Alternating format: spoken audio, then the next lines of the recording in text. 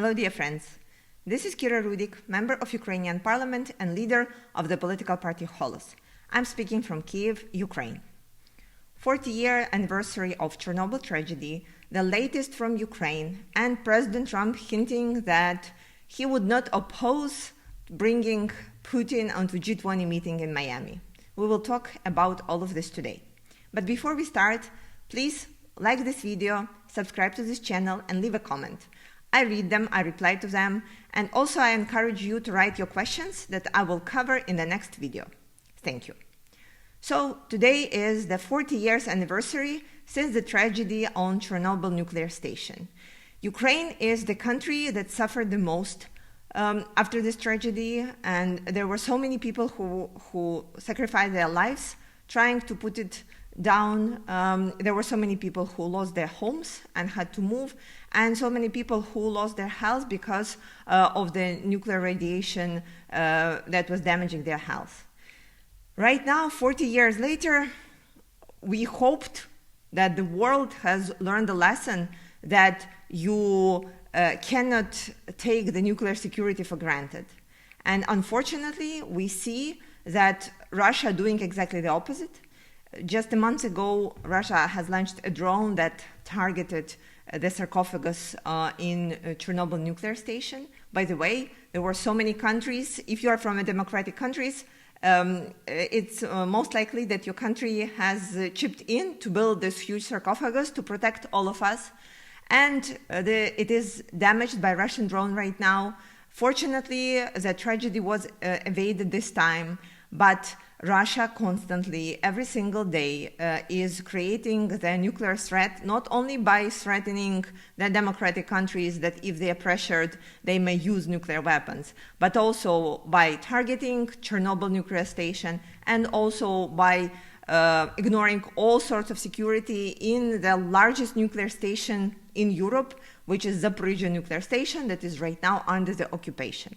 So today is a good day to thank all the people who were working hard to make sure that the nuclear tragedy would not repeat itself, but also to remind everyone what we are dealing with and encourage all the international organizations, if they have any value, to continue pressure on Russia in terms of nuclear security.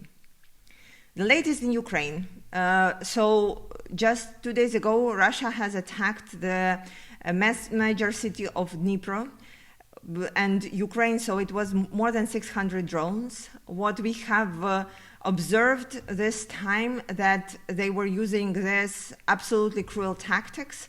When the drones and missiles hit a residential building, then they're waiting until the emergency services come in, then there is another attack, and when there are more people coming in to help and rescue the people under the rubble, there is a third attack coming in.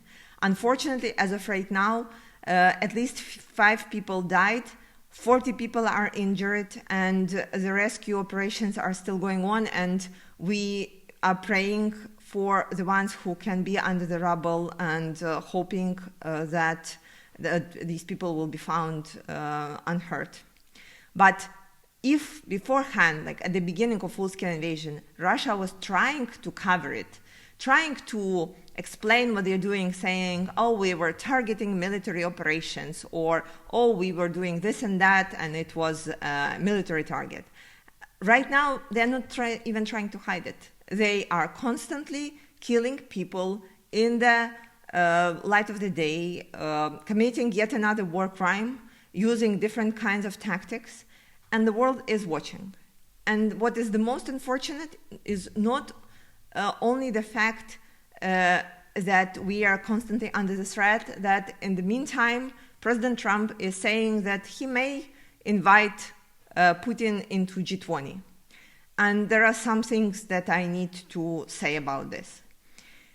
It's illusion and a really faulty thinking that promising Russia to come back to their political representation, to being unshakable, to get back their trade, to lift sanctions, and to give them some economic incentive will make them stop the war. They already have had all of this. Since 2014, even while they were attacking us, they were trading with the whole world. They were members of G8 and all the other international organizations. And they decided to sacrifice all of this because Putin wants to restore Soviet Union, and hoping that the invitation can make him more agreeable. A country that is currently helping Iran, enemy of the United States, to fight with the United States. So hoping that that would somehow encourage Putin for ending the war, it really wouldn't work. And our hope is that it's not only the United States in G20 and their other 19 countries will object to that. I truly believe that the societies of the United States, the societies of the democratic countries would simply not allow their leaders to appear near Putin and to shake his hand. Well, at least this is our hope here in Ukraine. This is what I was telling people on the front line who were asking me these questions about President Trump's statement.